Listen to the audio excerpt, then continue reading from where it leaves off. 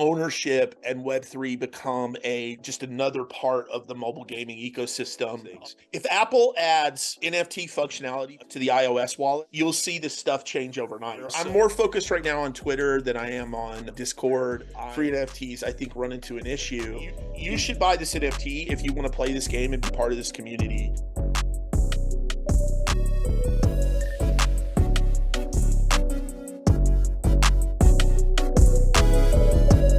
Hello everyone. Today we have an amazing guest from Web3 gaming ecosystem, Chris Hatterley with us.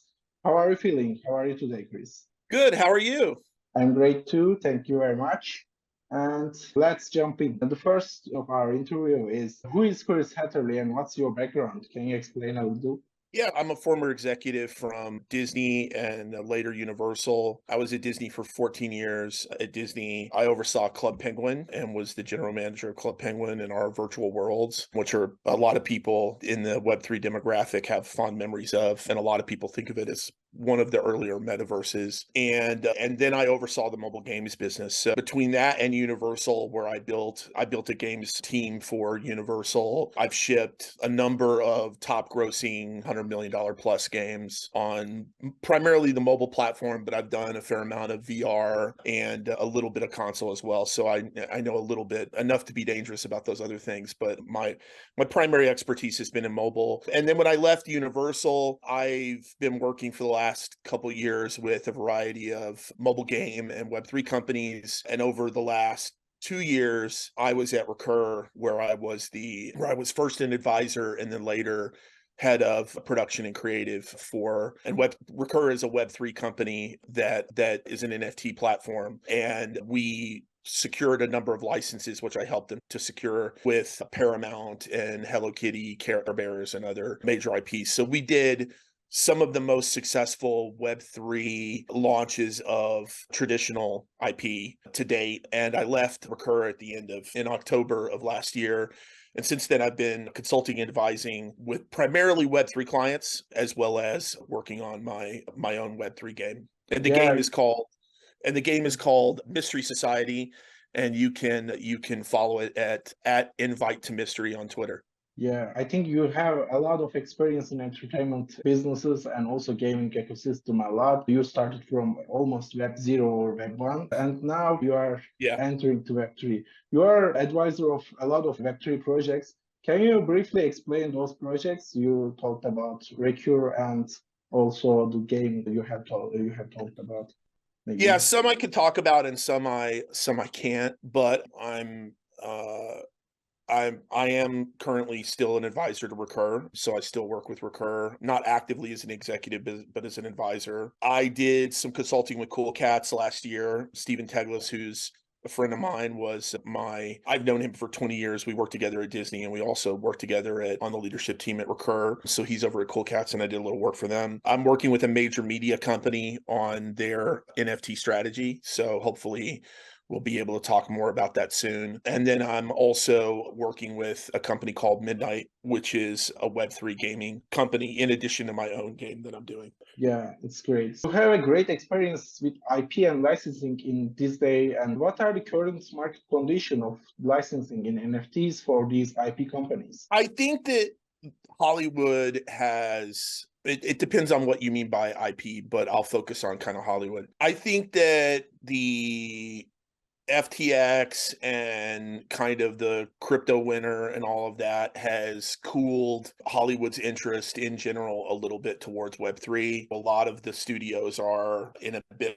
more of a wait and see mode at the moment, but there are studios like the one that I'm working with that are still committed to Web3 and see the vision and want to be there. However, none of the studios are really looking to go into the space. They're all looking to do it through license. And the problem that I see at the moment is there's not enough companies in the Web3 space that really understand how the media companies work, how licensing works, and that are really set up to work with those kind of companies. There are some very big IPs out there that maybe they're not Marvel or Star Wars, but they're pretty big, that are available for Web3, but there just aren't enough companies that are capable of doing it or well-financed to do it. That's one of the things I'm trying to help some of my clients figure out, is how to find the right partners in the Web3 space, people that are reliable and in this for the long term and not just gonna rug, but who also have the investment and the talent to execute on these IPs the way they should be. Yeah, as far as I see, most of the IP projects in NFTs are still selling a lot. In the beer market, most of the play-to-earn games or another games fall down. But on the other hand, still the IP things like Funko or Hot Wheels still are doing sold out in every state. It's interesting because they have their own community from the background, and it keeps them ahead in these market conditions also. But I believe that they can use the benefit of NFTs and that can improve their value also. Okay. Yeah, I mean, I think that, I mean, what's interesting though is a lot of that is on the Wax blockchain, right? Yeah. And because Hot Wheels is on Wax, I believe. So is Funko. I pulled the numbers the other day for Funko. I think they've done like 20-25 million dollars last year in Yeah. NFTs. There's not as much. Wax doesn't get as much buzz in the as the Ethereum or the EVM based chains or Solana. It doesn't have as many degens who are out there talking about it, but there's some IP on the Wax blockchain that's doing real numbers and should not be ignored. And I agree. Look, the thing is that a lot of the speculation that drives these valuations up also drives them down. And when you're talking about real IP, it's going to have more staying power simply because there's a long-term proven audience for this stuff, right? As opposed to something like a Goblin Town, like who knows whether that's going to have a market in 5 years. Hot Wheels has been around for probably going on 100 years. So you have a good sense that there's going to be a market for that, right? Yes, absolutely. I will change the topic a little bit because you said that you have a gaming experience in mobile a lot. And I want to ask that how will Web3 gaming disrupt the mobile gaming market and what opportunities do you see for the industry? I think the mobile gaming market is in a really fucked up place right now. It's because of Apple's privacy changes and just the increasing regulatory focus on privacy. It's really cut the legs out from underneath paid user acquisition, and the app stores have become less and less effective at driving installs. If you get featured in the iOS App Store or the Google App Store, maybe you'll get single digit thousands or 10,000 installs. It used to be back in the day we could rely on million, 2 million installs over a weekend if you got featured. The ways to break through it's very hard to break through in that environment on a mobile. And I think part of that is that the mobile market, before Apple cut off the privacy stuff, even then it was very difficult because it became very pay to play. It was very hard for new entrants there were people who were able to break through the clutter, but it was very hard because you're competing against games with very high LTV that can afford to outbid you on the ad markets. And Web3, I think one of the big things that there are two things that I think change the dynamics there. One is this community driven approach to marketing, right? And the idea that instead of trying to, in mobile free to play, you try to acquire millions of people to get to some number of thousands, tens of thousands of people who actually pay. Most mobile games have less than 5% conversion. I think the average is 3 to 4% conversion, meaning most people never pay you in a mobile game. Now, you can monetize some of those people through ads if you're like a hyper casual type game, but in general, you're talking about a very small percent of people who are actually paying, but you have to acquire millions of people to get to that, right? With Web3, we're able to start the opposite, which is bring in people early on who see the vision, who want to help you build the game, and allow them to have a piece of the game in some fashion, right? Something that they can own. And this idea of ownership is super powerful because what it does is it makes those early supporters into advocates and evangelists, and they become your marketing team, right? And it's a more, I think, merit-based user acquisition strategy. And I just look at mobile right now as this massive $100 million or $100 billion sitting duck that is just waiting to be plucked by Web3 if we get it right. Because I'm not exaggerating when I say the mobile gaming market is fucked right now, and it needs a revolution in order to get to the next level. And I think Web3 will be that revolution. And what you're going to start to see is a lot of games, either new games or existing games, are going to start to get custodial wallets built in. It's going to be very seamless to collect NFTs. You're not even going to need to know about, you're not going to need to have MetaMask or any of this stuff. It's going to be very smooth and easy to get NFTs. And I think you're just going to start to see ownership and Web3 become just another part of the mobile gaming ecosystem alongside free to play. And the games that get there early are going to be the ones that benefit. So that's what I'm focused on doing. Yeah, I see that from around most of the mobile games, especially the hyper casual games in mobile, are decreasing the retention rates and also getting high user acquisition costs, and it fucks their KPIs. And in the end, the lifetime earnings are getting lower, and it's not bringing profit to business. And in the end, we will need some solutions for this problem, and Web3 can be a good choice for it.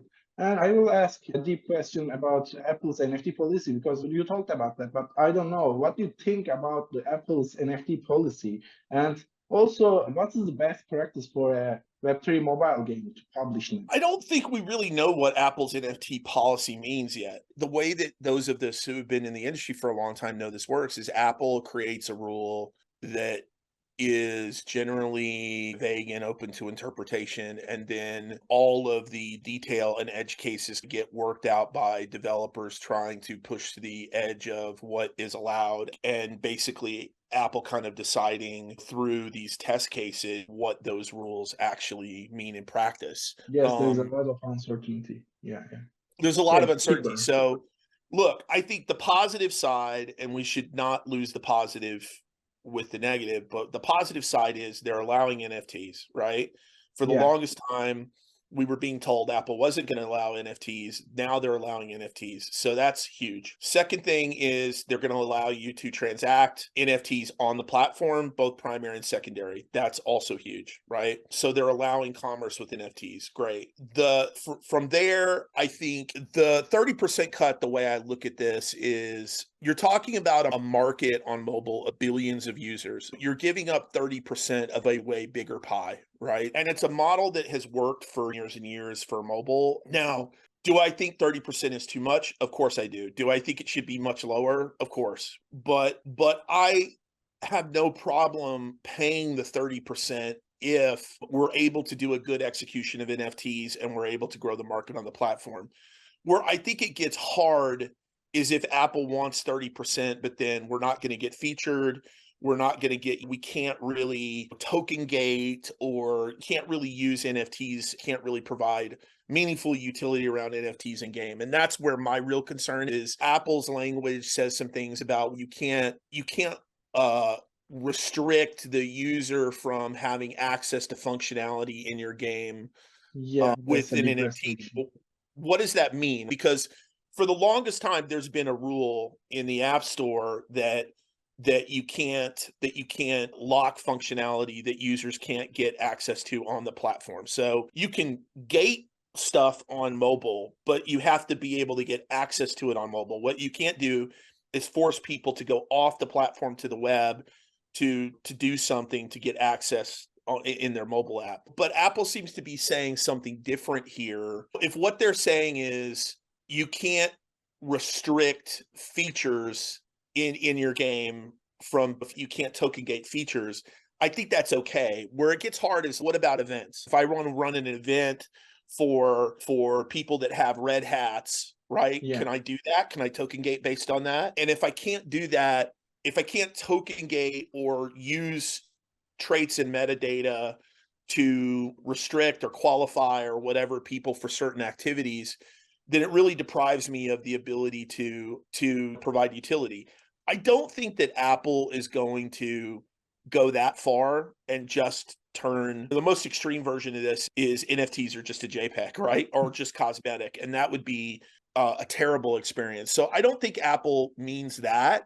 But I think what they mean here in terms of what's being gated or what is permissible and not permissible is going to have to get worked out. And that piece I'm very worried about. But I think there's a lot of pressure on Apple from world governments and around the App Store and other things. I think that Apple is going to be forced to liberalize a little bit and allow some more of these things. And so I'm bullish long term. I did the first subscription in a game on mobile. It was Club Penguin.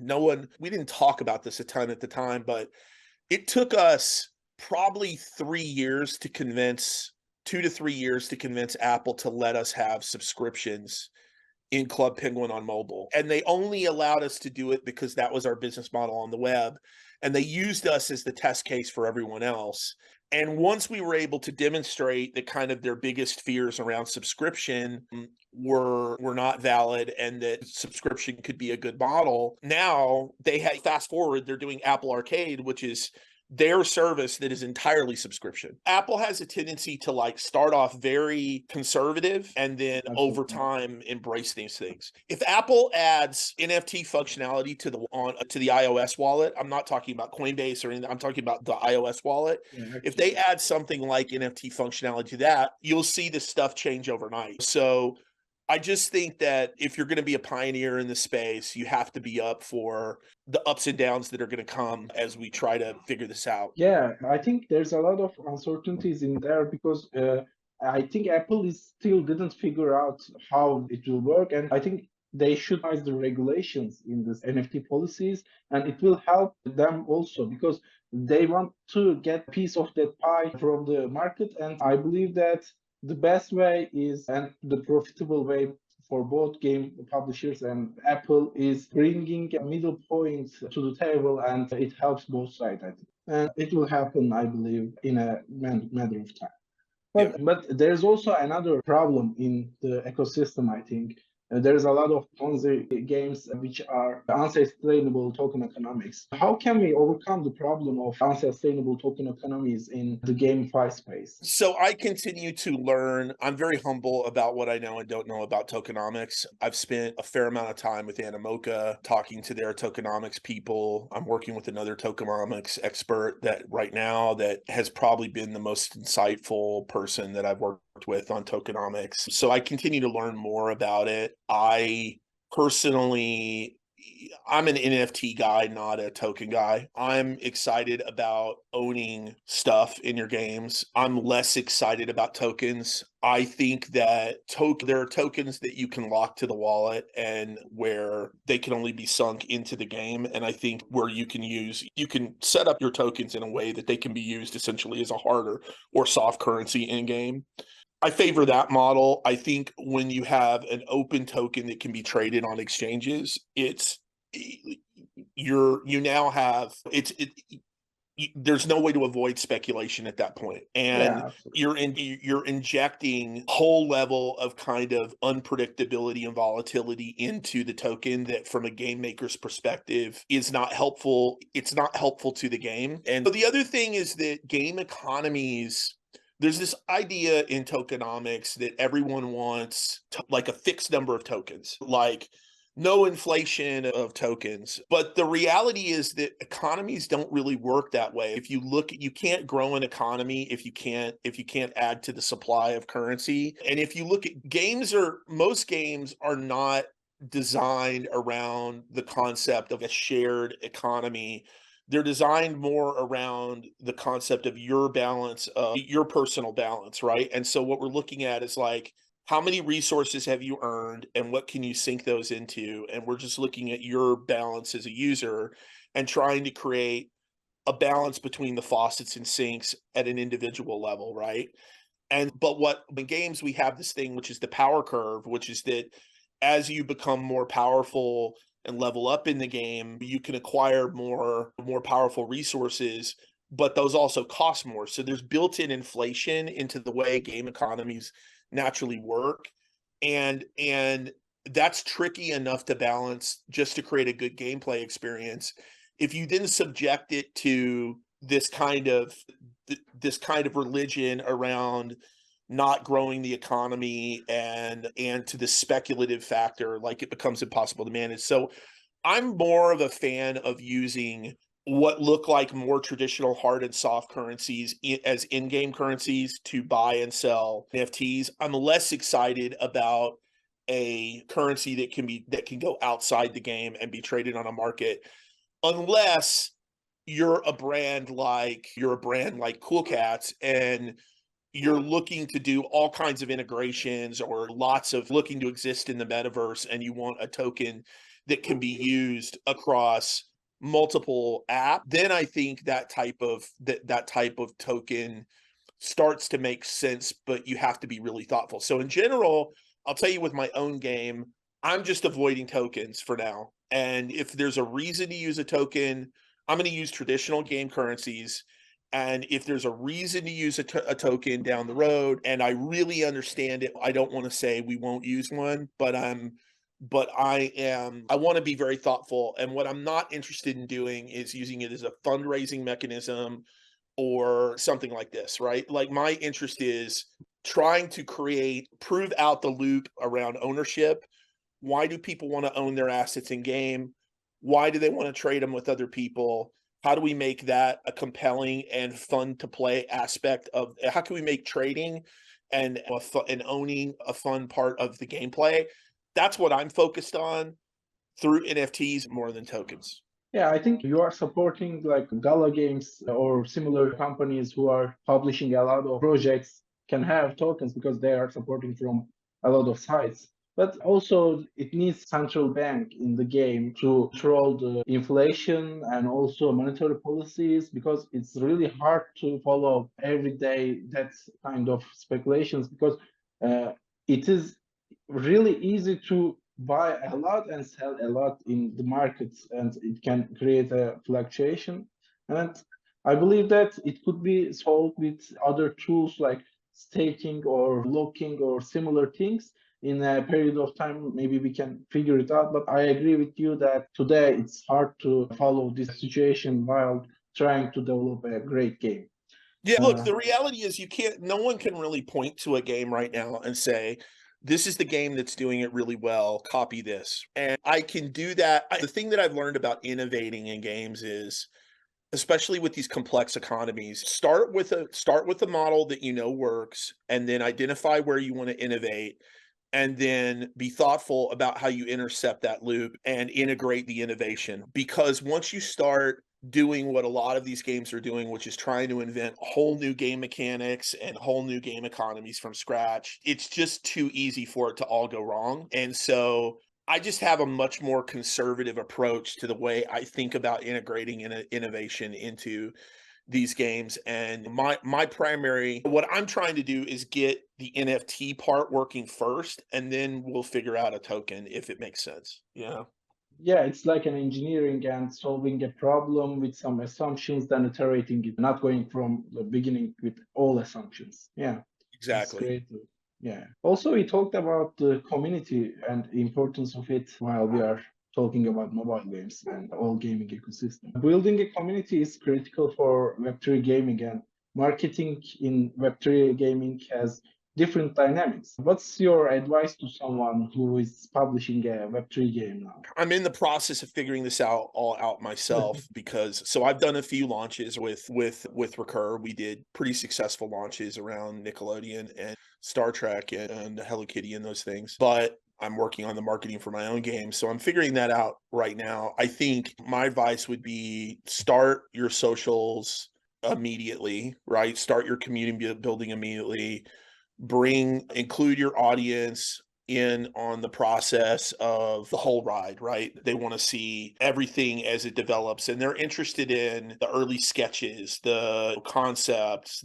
You can learn a lot from just running things by your community on Twitter. I'm more focused right now on Twitter than I am on Discord. I am of the opinion that I think that Discord was a pandemic phenomenon a little bit when people were home and they had a lot of time. People have less time now, so asynchronous communication it's shifting back from synchronous communication on Discord to asynchronous on Twitter. And So I would say build a really strong Twitter first before you start dividing your energy between Twitter and Discord and all these other platforms. I also think that if you're looking to market on a platform where you can buy media, that TikTok seems to be the right platform to do that on because it has a more egalitarian approach to the algorithm. Every video competes against has a fair shot against every other video. So when you launch a video, it's not the algorithm isn't looking at like the follower count of the account that published it or any other metrics. It's just looking at the virality of that video itself and whether Yeah, it people are has a watching it. low entry barrier. Right. So you have a much higher chance of breaking through on that platform than you do on at least from a organic perspective than you do on some of these more, something Facebook. It's just is boomers, so it's not the right, Yeah. place to be. But do you think TikTok has the right community or right persona in there to attend? Because there's a lot of people in there. There might be some of them, but do you believe that it is the best way while comparing the other? I think I'm going to start with Twitter. And I'm going to Mhm. start with Twitter, and then I'm going to let the audience kind of lead me to where is next. And that and just building your presence in the Web3 kind of degen world. But look, at some point we have to grow outside. We have to be able to market to more than, because that's just such a small group, right? That you're marketing all this NFT content to. Eventually, you got to start thinking about how you leverage the TikToks, the Instagrams, things like that. Yeah. I think that when Instagram launches the ability to sell NFTs in the app, that will be, which they've been talking about, that will be a pretty big opportunity, because the way game advertising has worked from the beginning of time is I buy an ad on social media, you have to click, you have to go to the app store, you have to download the app, you have to launch the app, right? You have to go through that whole funnel. With Instagram selling NFTs in the app, we have the opportunity to do a drop and transact that drop all within the app, within Instagram, before you download the game, right? So I think there's an opportunity for a less frictionful model in some of these apps as they start to integrate NFTs more. But today, I think you have to start with kind of the people who are most engaged in Web3, and that's largely on Twitter and YouTube podcasts, these kind of things. But I think it's about building a community around your game.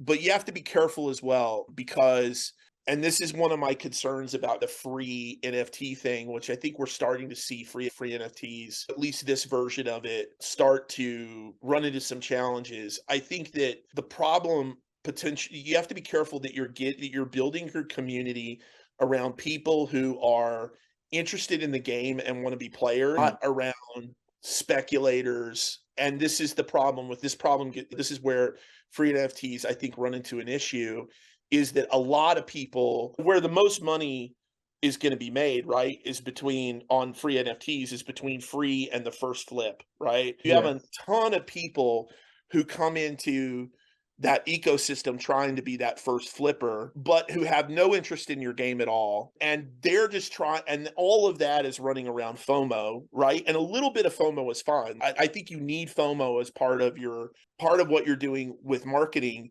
But if all you have is FOMO, then what happens is the price will go up until until the market won't bear it, and then it'll crash. And not that I think that as game makers what we should be doing is sitting there watching floor prices all day and trying to support floor prices. I also don't want to do that. I think that one of the things I want to stipulate when I launch the website for my game and everything is I want to say to the audience, hey, if you want to be part, like you should buy this NFT if you want to play this game and be part of this community, not if you want to flip. My focus is going to be on making the most fun experience for everyone and building this audience into a large audience and building a community around this.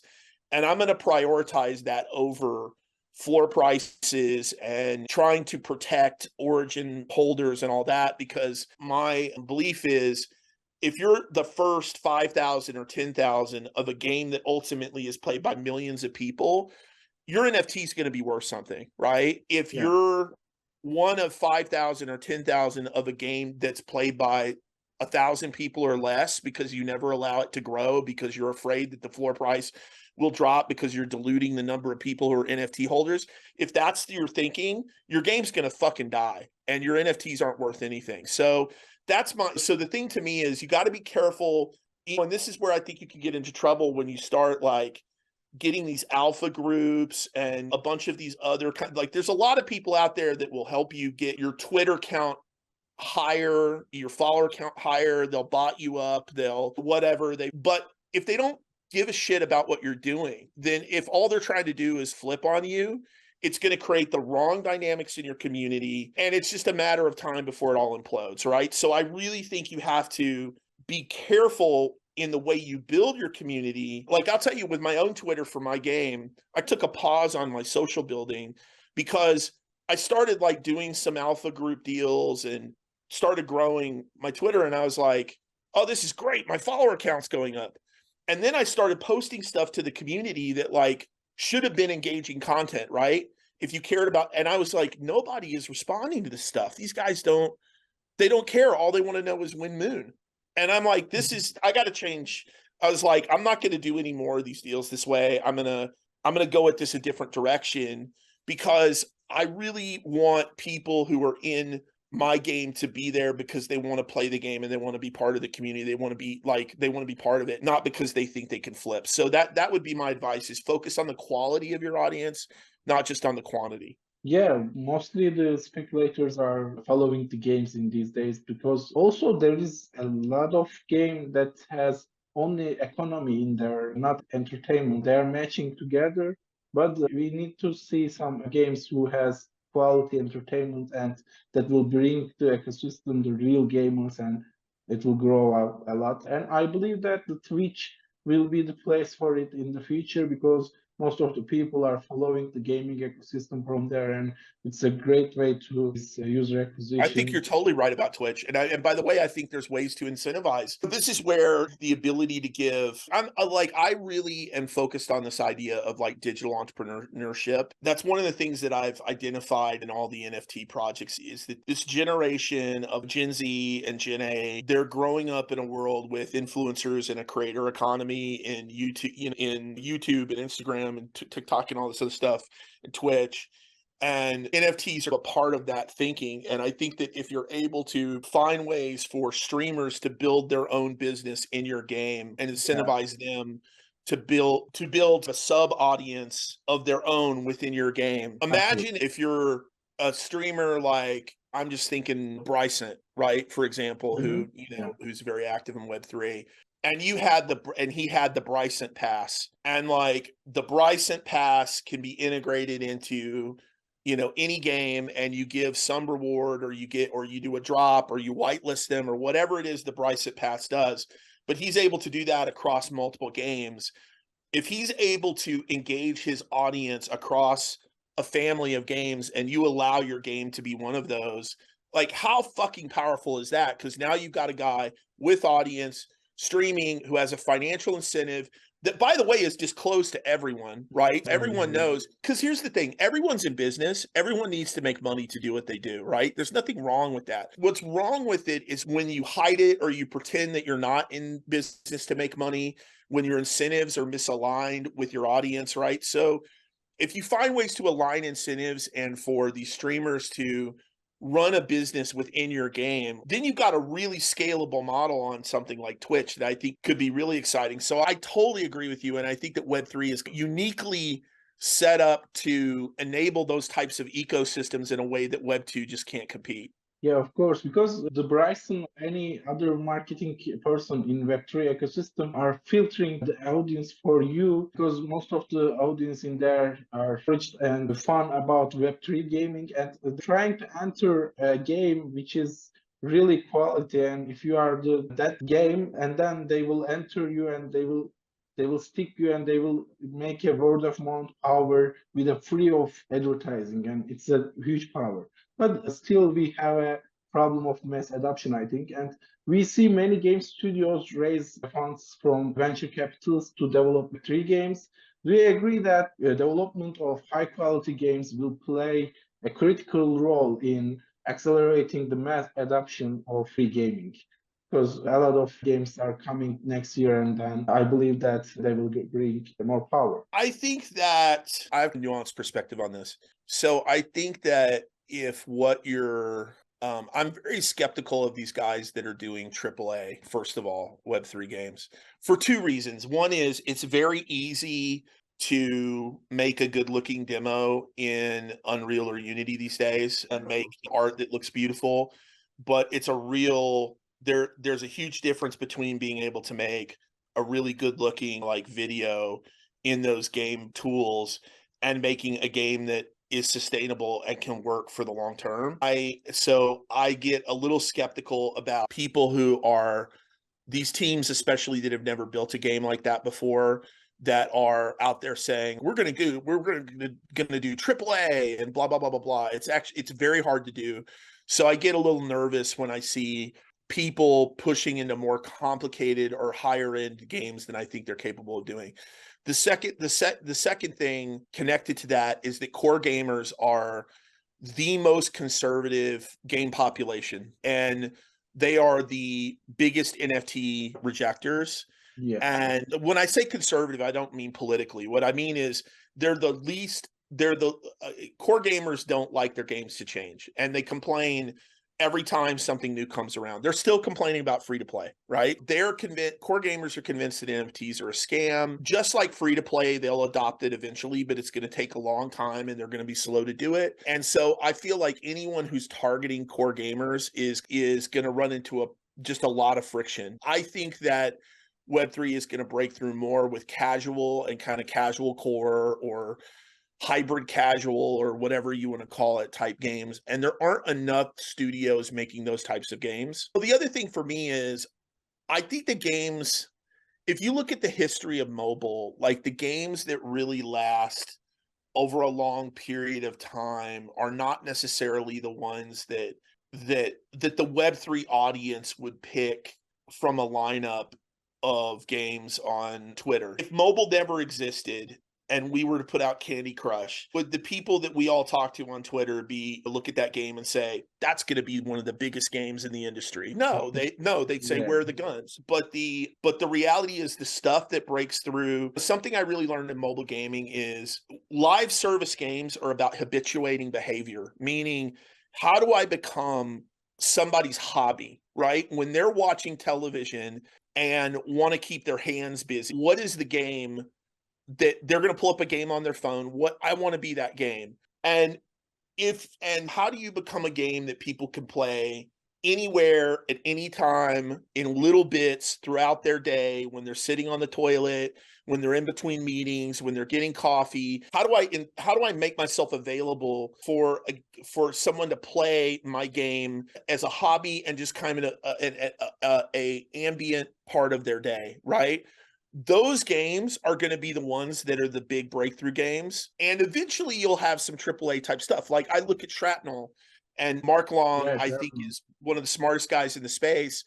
I was completely against AAA Web3 games until I saw Shrapnel. And then I was like, maybe it's going to work. That's a fucking high caliber team, right? I would not, if it weren't Mark Long and his team building that, I would not believe that game is going to be successful. So I think that, yes, it's true. Too many people say like all we need are fun games. No duh, right? Of course we need fun games.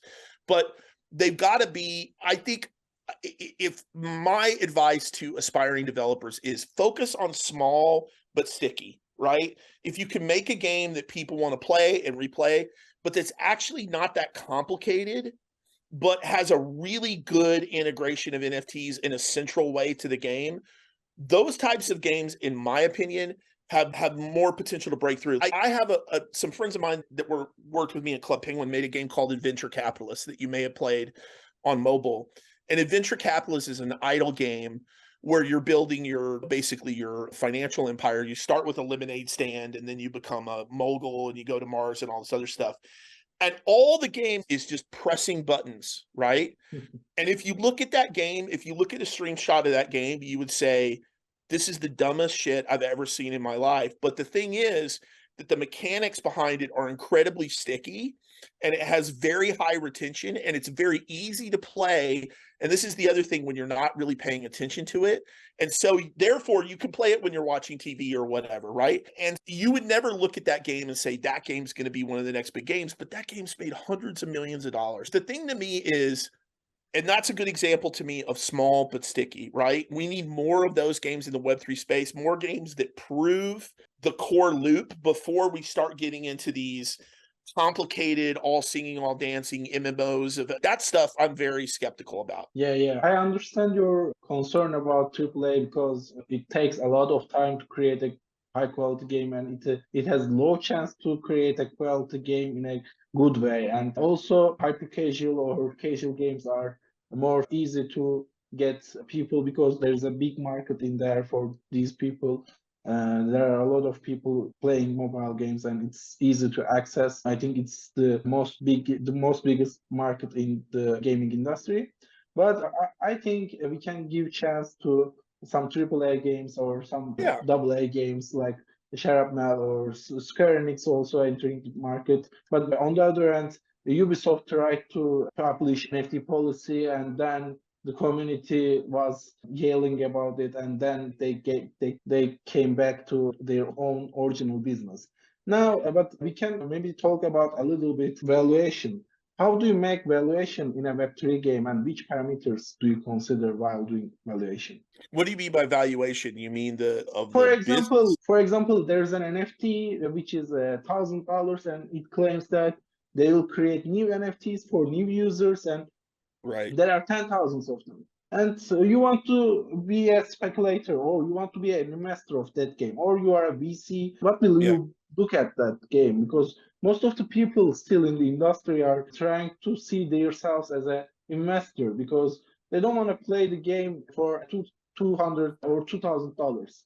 They want to just buy that NFTs, and that they want to be the people who knows the next $1 billion game or $1 million games. Yeah, I just have a hard time with the idea of games as primarily an investment. I think you should be putting your money into a game because you love the game and you want to play it, and if you're buying access to UGC tools or things like that you want to be a leader in that community and providing content and providing things for other people. So I feel like that should be the motivation, is I love this game and I want to help make it better. I think that it's an inherently volatile marketplace, right? Where there aren't a lot of norms that are established. And, what I'm much more interested in than the valuation of any individual asset in the game is just the ability to onboard millions and millions of people into NFTs. So I guess the way I look at it is that if you buy a generator in a game, right, and that game has the ability to onboard millions and millions of people, and you participate through royalties in that generator, and you're the way that new users can be onboarded in the ecosystem, kind of like Doodles, what Doodles is looking to do with Doodles 2. I bought a duplicator, and there's a very clear reason to own a duplicator. But the thing is, look, I'm not looking to really sell my duplicator or get rich off my duplicator. I bought it because I want to be part of the Doodles ecosystem, and because maybe there's a revenue stream there. But I'm like, NFT, the dollars that I used to dedicate to free-to-play games, I now spend in NFTs. And that's entertainment for me. And so I don't necessarily buy my NFTs with the idea that like I'm going to win moon and retire off them. If anything, like selling them I buy them because I like them. So it would suck to sell them because I want to keep them, right? The thing is, I just don't think that the motivation can ever be purely financial, or I just think it inevitably turns into speculation and turns into when will eventually end in tears. I think it's much better to look at it as an entertainment experience. Yeah, I see. But in the last year, most of the games was selling their NFTs before they do their games, and as a payment. And in that position, they were doing some discounts. They were claiming that they will generate new NFTs, and people were trying to be a equity member of game, maybe. So they were seeing that the games are giving them an equity of game with that NFTs. Yeah. And I think it's not a sustainable way in the long run, but maybe in the crowdfunding period, it could be a way, but it doesn't have a promise of giving the revenue all the NFTs because it can be changed by time from the team.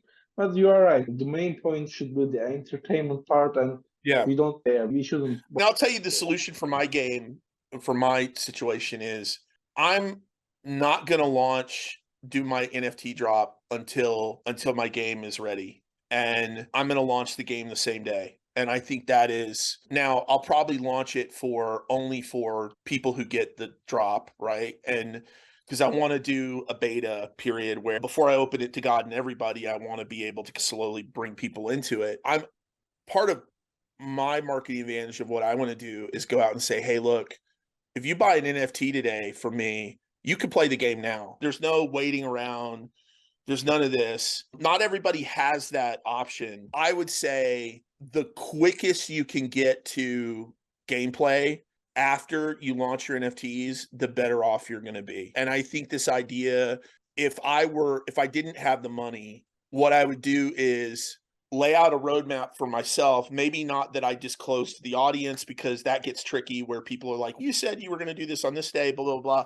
But I would at least have a goal of within 60 days, I want to launch something that people can play, right? It may not be the full game, but it's a piece of the game. And think about how I launch more gameplay iteratively to the audience so that they're not sitting there waiting months and months and months for stuff. But I feel like valuation, to your other question, has to be earned.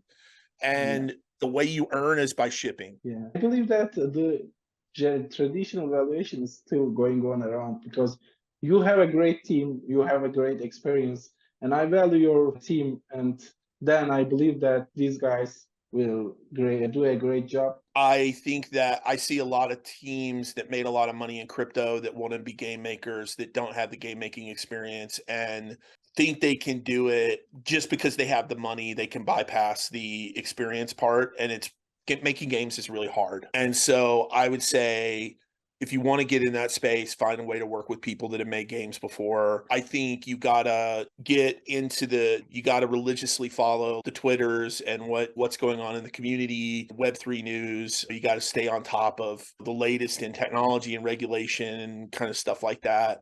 I think listening to podcasts like this really help you understand how other people are thinking. And I would also say if you've never made a game before, start simple and don't be afraid to start simple and don't get shamed into believing that you have to make something bigger than you're capable of making. Like you might have a really good idea and that doesn't seem massive, but if it's engaging, it can become massive when we get millions of people to play it. And that would be my other thing is focus on the big prize, focus on mainstreaming Web3 and getting millions and millions of people into this ecosystem, not on the small group of degens who are hyper engaged around this. I think those people can be part of it and are the kindling that lights the fire. But for the fire to burn, it's gotta spread in the wilderness or something. So I wouldn't just focus. You're never gonna make games that are sustainable when you're making them for too small an audience, right? I think every game doesn't have to want to have everyone in the world playing it. There's a place for niche games with a dedicated audience, and I would say the other thing is focus on games that are easy for people to get people into, easy to adopt, right? I think a lot of people start with very complicated concepts or things like that. People tend to play games that they know how to play. So if I can take something that people already like to do and then add NFTs to it, I have a much higher chance of success than if I'm starting with something that requires a lot of education for the audience. Yeah, absolutely. I think your advices was very, very helpful for both game developers and also gamers in the ecosystem. And do you have anything to add, or I don't know? No, just great. Thank you for the opportunity. Really Yes, appreciate it. I'm humbled to see you with us in this show, and I'm very glad to make this interview with you. Yeah, And thank thank you you. for your time, and thank you very much. Thank you. And if you want to follow me, you can follow me at Chris Heatherly on Twitter, and you can follow my game at Invite to Mystery. So thank you Yes, yes. very much. Thank you. Take care.